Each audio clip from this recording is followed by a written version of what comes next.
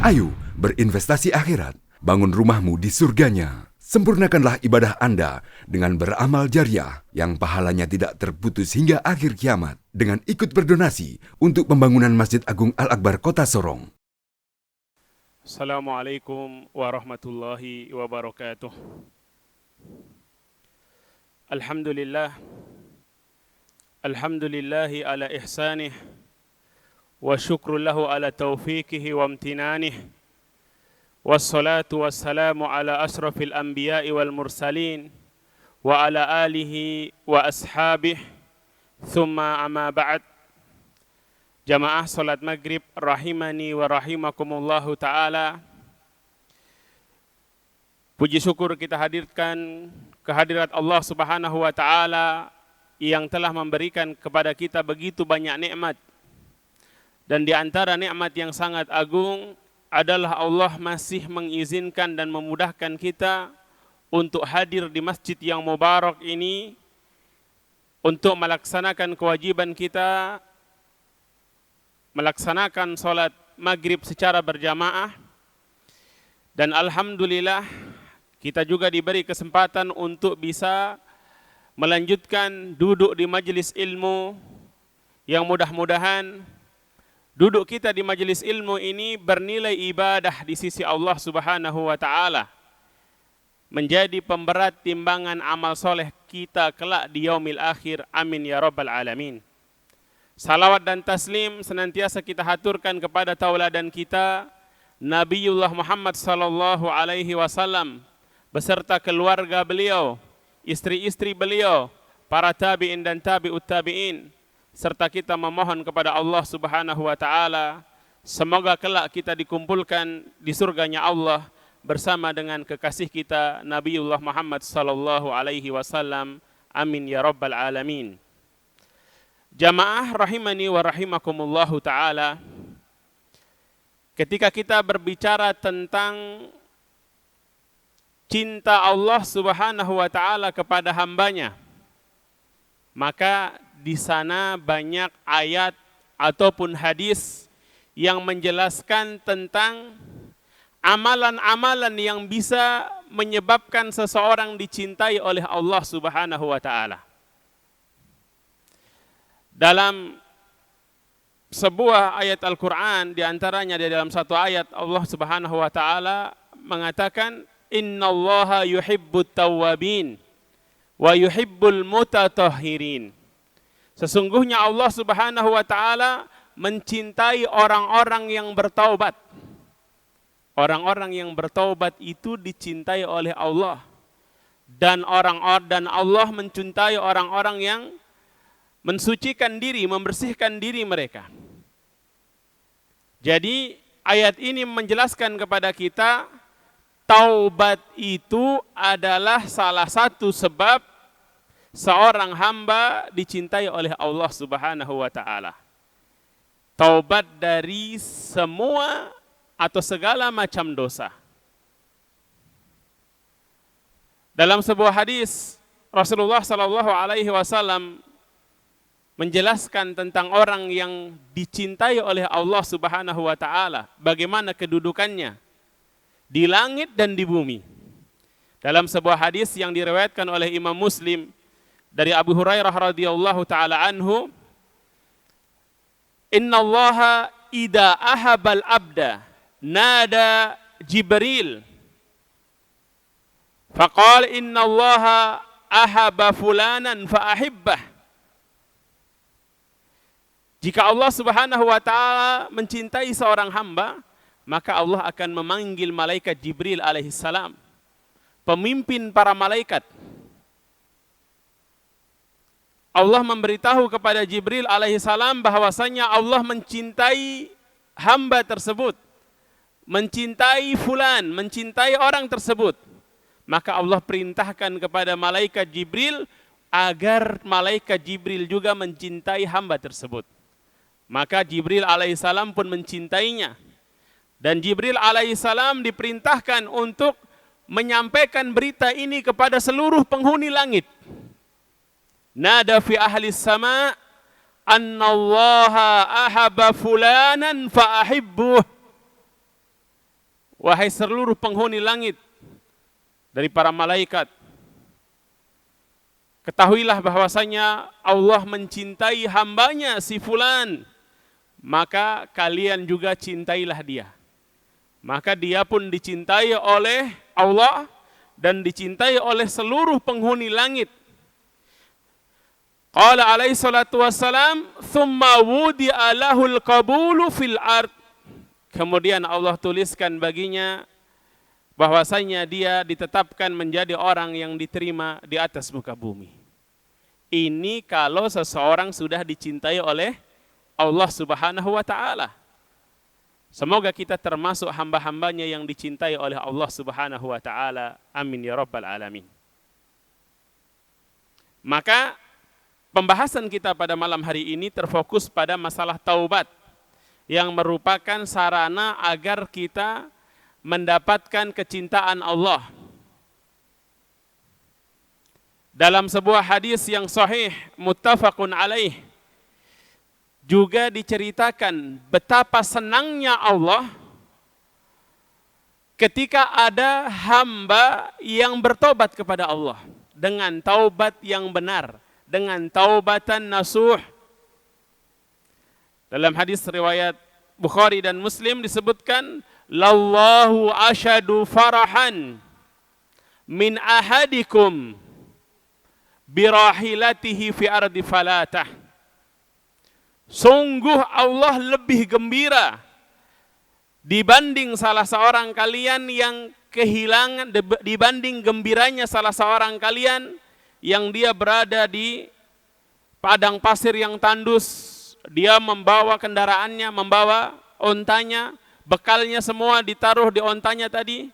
Kemudian ketika dia berada di padang pasir tadi, tiba-tiba ontanya hilang, semua bekalnya hilang. Dia cari ke sana kemari gak ketemu. Setelah dia berputus asa, sudah merasa kayaknya gak bisa ketemu lagi. Dan dulu Pak nggak ada, ya, nggak ada GPS, jadi nggak bisa di tracking di mana ontanya ini, nggak bisa dipasang GPS. Nggak ada juga handphone atau smartphone bisa hubungi orang. Di tengah padang Sahara nggak ada makanan, semua bekalnya hilang, kendaraannya hilang. Ya. Kemungkinan besar, ya, umumnya kalau sudah seperti ini pasrah. Kemungkinan kalau nggak ada yang menolong, ya lewat. Tatkala dia sudah dalam kondisi pasrah seperti itu, dia kembali ke cari tempat ada satu pohon, dia berteduh di situ. Sudah kecapean, keletihan, ya, cari ontanya nggak ketemu, akhirnya dia terlelap tertidur di situ. Ketika dia bangun, kaget dia, tiba-tiba ontanya itu sudah ada di depan dia, di dekat dia. Langsung dia segera cepat-cepat pegang tali kekang ontanya tadi, kemudian dia bilang apa? Allahumma inni rabbuk wa anta abdi. Atau Allahumma anta abdi wa ana rabbuk. Akhta'a min syiddatil farah. Karena begitu senangnya dia pegang kekang tali ontanya, terus dia bilang, ya Allah, akulah Tuhanmu dan engkau adalah hambaku. Dia keliru ngomong karena saking senangnya. Coba bayangkan. Karena begitu senangnya sampai dia keliru ngomong. Seharusnya dia bilang apa? Allahumma anta rabbi wa ana abduk. Ya Allah, engkau adalah Tuhanku dan aku adalah hambamu. Tapi karena begitu senangnya sampai dia keliru ngomong. Ya, sampai dia bilang, ya Allah, engkau adalah hambaku dan aku adalah Tuhanmu. Dia tidak sengaja. Maka ini perkataan tidak dihukumi sebagai kekufuran. Intinya bahwasanya orang tadi begitu senang sampai ngomong saja salah. Allah lebih gembira lagi ketika ada seorang hamba yang bertobat dibanding dengan orang tadi. Ini menunjukkan betapa pentingnya dan betapa agungnya amalan taubat itu sendiri, dan juga betapa mulianya orang yang bertobat di sisi Allah Subhanahu wa ta'ala. Sebagian orang mungkin berpikir, kalau kita tobat, sekarang tobat, besok tobat, ini jangan-jangan tobat kabualan ini, ya kan? Masa tobat ulang-ulang katanya. Ini kadang kita dengar orang yang menggunakan logikanya saja, ya, mengatakan demikian. Masa taubat ulang-ulang Ustaz? Kayak kita kebualan tipu-tipu Allah saja. Ya kan? Apakah ini benar? Jawabannya ini tidak benar. Taubat itu sendiri adalah ibadah. Nanti kita akan jelaskan syarat-syaratnya. Tapi taubat itu ibadah yang sangat dicintai oleh Allah. Selagi taubatnya dilakukan dengan benar, kita dianjurkan untuk terus dan senantiasa bertobat kepada Allah. Manusia yang paling mulia siapa? Rasulullah sallallahu alaihi wasallam. Beliau mengatakan, istaghfirullah wa tubu ilaih. Mohon ampunlah kalian kepada Allah dan bertobatlah kalian kepadanya. Walladzi nafsi biyadihi inni la atubu ilallah wa astaghfiru ilaihi fil yaum akthar min 70 marrah. Hadisnya sahih riwayat Imam Bukhari. Beliau mengatakan, wahai manusia, bertobatlah kalian kepada Allah, mintalah ampunan kepada Allah. Sungguh saya, kata Rasulullah, dalam sehari bertobat dan memohon ampun kepada Allah lebih dari 70 kali. Padahal Rasulullah ini adalah manusia yang suci. Dosa beliau yang lalu ataupun yang akan datang sudah diampuni oleh Allah, bersih. Tapi beliau terus bertobat dan memohon ampun kepada Allah. Karena beliau paling tahu apa yang dicintai oleh Allah. Setiap sesuatu yang dicintai oleh Allah, maka Rasulullah Shallallahu Alaihi Wasallam adalah orang yang paling semangat untuk melakukannya. Karena beliau adalah manusia yang paling dicintai oleh Allah Subhanahu Wa Taala. Dalam riwayat yang lain, riwayat Imam Muslim disebutkan, inilah atubu ilallah, inilah astaghfirullah wa atubu ilaih fil yaumi mi'ata marrah. Sungguh dalam sehari saya mohon ampun dan bertobat kepada Allah dalam sehari 100 kali. Itu Rasulullah, harusnya kita lebih semangat lagi untuk beristighfar, semangat lagi untuk bertobat kepada Allah Subhanahu wa Ta'ala. Jadi taubat itu bukan identik dengan orang-orang yang berkubang dengan maksiat. Ketika dibilang taubat, kenapa taubat Ustaz? Dosa saya apa, kata dia. Itu Rasulullah, manusia paling mulia, selalu bertobat kepada Allah. Jadi nggak usah tunggu seseorang jatuh kepada dosa-dosa besar baru dia bertobat. Setiap hari kita bertobat. Kita ini manusia yang tabiatnya sering salah. Mau kita sadar atau tidak, itu sering salah. Rasulullah mengatakan, kullu bani Adam khata'. Setiap anak keturunan Adam. Siapa anak keturunan Adam? Kita ini anak keturunan Adam alaihissalam, manusia. Khata itu sigah mubalaghah, yang artinya banyak, sering melakukan kesalahan. Tapi bukan lantas kita diam dengan kesalahan tadi. Kata Rasulullah, wa khairul khata'in at-tawwabun. Dan sebaik-baik orang yang telah melakukan kesalahan adalah mereka yang mau bertobat, introspeksi diri, menyadari kesalahannya, kemudian dia bertobat kepada Allah. Makanya dalam Al-Quran secara khusus Allah memerintahkan siapa orang-orang untuk bertobat? Orang-orang yang beriman, Pak. Yang diseru untuk bertobat, ya ayyuhalladzina amanu, wahai sekalian orang-orang yang beriman.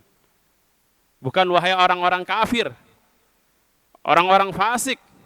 Mereka jelas lebih harus bertobat. Tapi tobat ini bahkan diseru untuk dilakukan oleh orang-orang yang beriman. Karena begitu agungnya taubat. Ya ayyuhalladzina amanu tubu ilallahi taubatan nasuha. Asa rabbukum ayyukaffira ankum sayyiatikum wa yudkhilakum jannatin tajri min tahtihal anhar. Wahai orang-orang yang beriman, bertobatlah kalian kepada Allah dengan taubat yang sebenar-benarnya. Taubat yang benar, taubat nasuha. Bukan taubat sambal. Taubat sambal, pedis. Saya nggak mau lagi makan sambal. Ya. Karena sudah kepedesan sampai perutnya mules. Besok makan, ayo siapa yang sambal ini enak sambal. Oh mari, masih. Nanti taubat lagi. Itu kan itu. Tapi taubat yang sempurna, taubat yang nasuh adalah Taubat yang kata para ulama memenuhi syarat-syarat taubat. Syekh Shalih Al-Utsaimin ketika menjelaskan atau mensyarah kitab Riyadhus Shalihin karya Al-Imam An-Nawawi rahimahumullahu taala, beliau menjelaskan taubat itu kalau kita teliti ternyata ada 5 syarat. Seseorang dikatakan taubatnya sempurna itu harus memenuhi 5 syarat. Syarat yang pertama adalah ikhlas kepada Allah Subhanahu wa taala. Jadi taubat itu yang memotivasi dia taubat, yang mendorong dia taubat adalah untuk mencari ampunan dari Allah dan keridhaan dari Allah. Bukan taubatnya pencitraan supaya dibilang, wah ini dulu dia begini, sekarang dia sudah bertaubat, sudah baik. Enggak. Taubatnya karena Allah. Wa ma umiru illa liya'budullaha mukhlishina lahuddin. Harus kita tulus, ikhlas semata-mata karena Allah Subhanahu wa taala. Kemudian yang kedua, syarat taubat adalah menyesali dosa yang telah dia lakukan.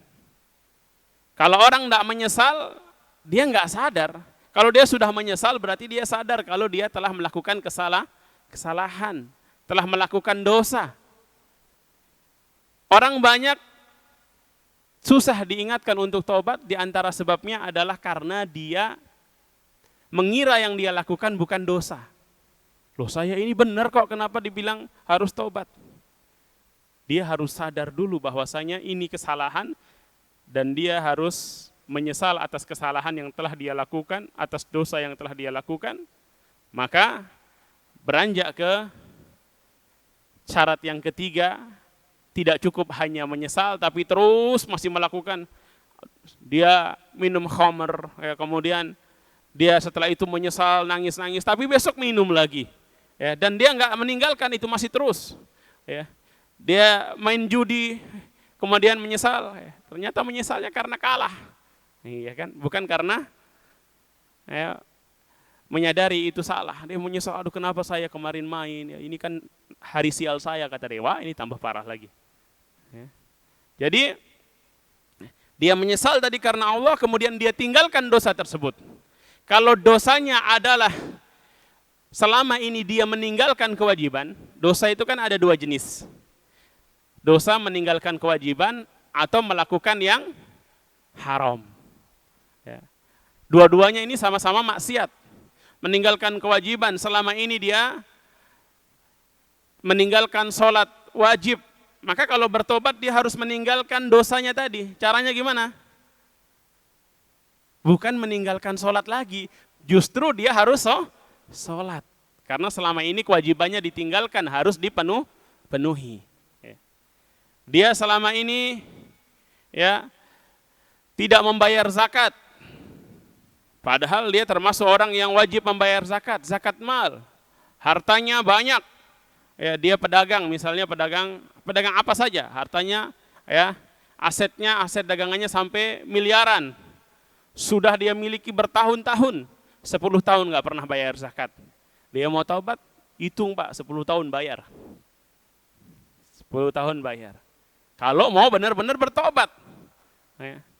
Karena yang jadi pendorong tobat dia adalah Allah Subhanahu wa taala, bukan dunia. Jadi dia nggak pusingkan berapa jumlahnya. Oh ternyata saya harus mengeluarkan zakat ya 5 miliar, keluarkan aja. Misalnya, kalau 5 miliar berarti kan pasti hartanya jauh lebih banyak. Berapa hartanya? Kalau 5 miliar berarti hartanya berapa? 200 miliar Pak. Sedikit 5 miliar itu. Zakat itu hanya 1/40.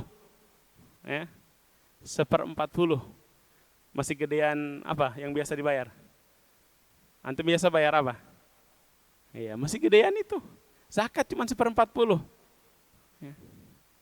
Jadi kalau mau tobat, bayar, tunaikan yang wajib tadi.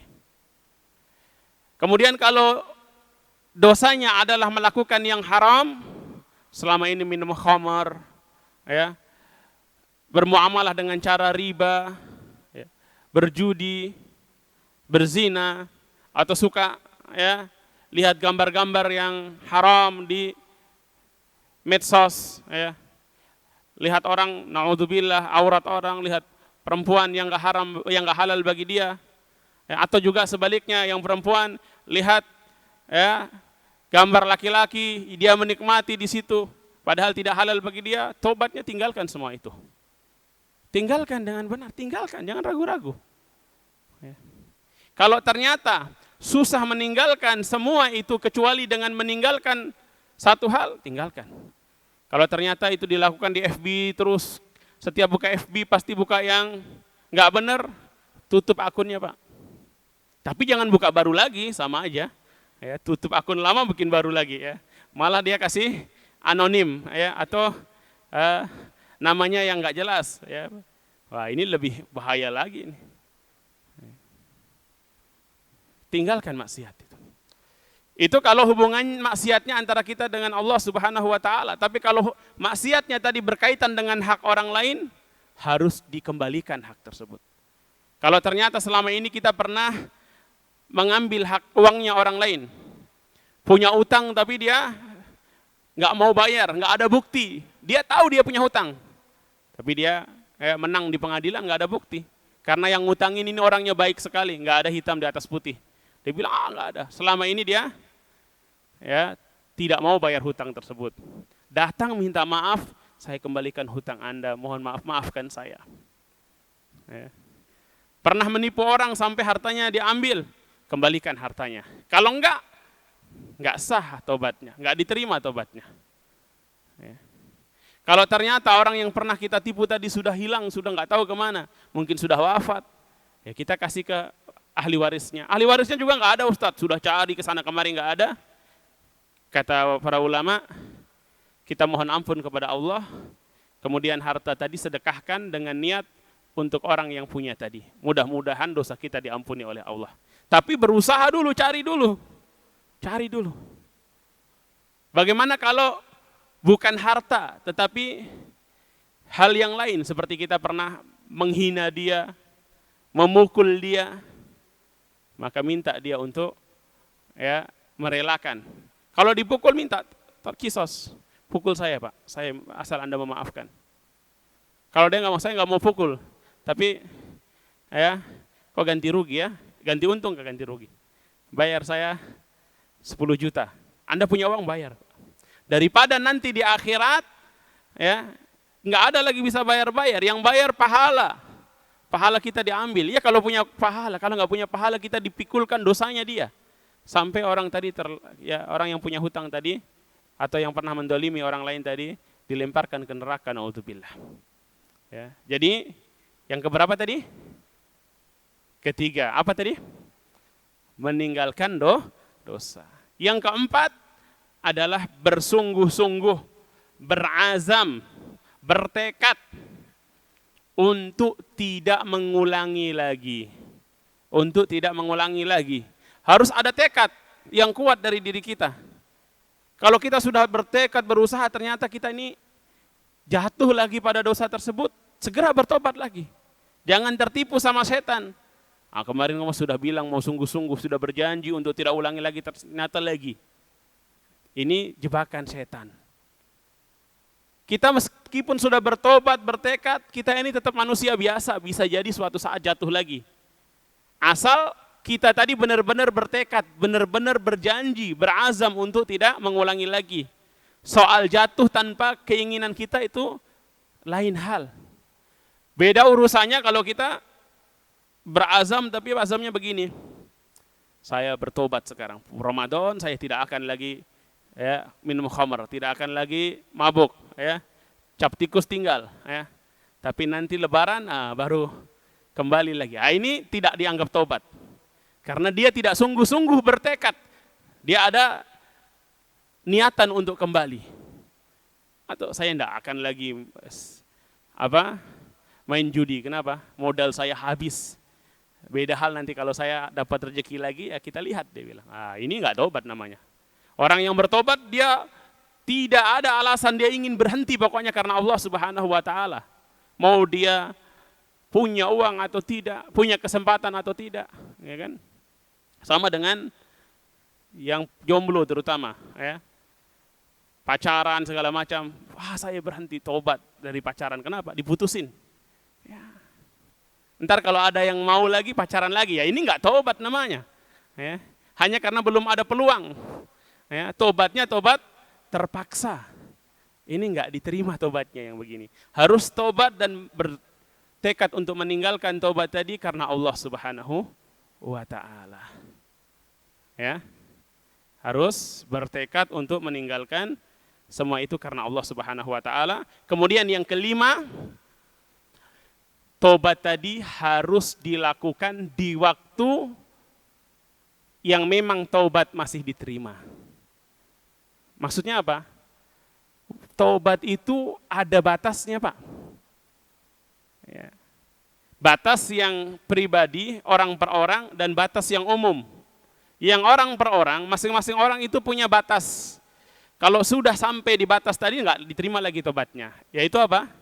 Kalau sudah sakaratul maut. Innallaha yaqbalu taubatal abdi malam yughargir. Allah akan menerima taubatnya seorang hamba selagi dia belum sakaratul maut. Kalau udah sakaratul maut nggak berguna itu taubat. Ya. Udah sakarat, nyawa sudah sampai di kerongkongan baru dia bertobat. Ya, Fir'aun sudah mau tenggelam, dia teriak, amantu, ya, saya beriman kepada Rob atau Tuhannya Bani Israel, nggak berguna. Atau sudah tadi, ya, qala inni tubtu al'an, nggak ada gunanya. Jadi tobat itu kalau sudah sakaratul maut, orang nggak lagi diterima tobatnya. Jadi sebelum maut datang menjemput kita, malaikat maut, segera bertobat, jangan ditunda. Jangan ditunda. Karena kita nggak tahu, malaikat maut bisa aja datang sekarang, nanti pulang dari masjid, besok, lusa, tahun depan, kapanpun itu bisa. Ya. Tidak nunggu Anda nikah dulu baru malaikat maut datang. Tidak nunggu Anda punya anak dulu, tidak. Kalau sudah datang ajalnya, maka habis masa taubat. Kemudian yang untuk semua orang, kalau matahari sudah terbit dari barat, berarti habis waktu untuk taubat. Tidak bisa lagi diterima. Ya. Innallaha yaqbalu taubatal abdi hatta tatlu asyams min maghribiha. Allah senantiasa menerima taubat hambanya kecuali kalau sudah matahari nanti terbit dari barat. Semua orang beriman, bertobat, tapi enggak berguna imannya. Kecuali yang sebelumnya sudah beriman. Maka dari itu saya mengingatkan diri saya pribadi, dan juga jamaah sekalian, marilah kita senantiasa introspeksi diri dan bertobat kepada Allah dengan taubatan nasuha, yang dengan itu mudah-mudahan Allah Subhanahu wa Ta'ala mengampuni dosa-dosa kita dan menjadikan kita termasuk hamba-hamba yang dicintainya. Amin ya rabbal alamin. Wallahu ta'ala a'lam bissawab. Subhanakallahumma wa bihamdika asyhadu an la ilaha illa anta astaghfiruka wa atubu ilaik. Assalamualaikum warahmatullahi wabarakatuh. Ayo, dukung media dakwah Masjid Agung Al-Akbar dengan ikut berdonasi pengadaan alat multimedia dan operasional dakwah. Usia boleh terputus, pahala jariah mengalir terus.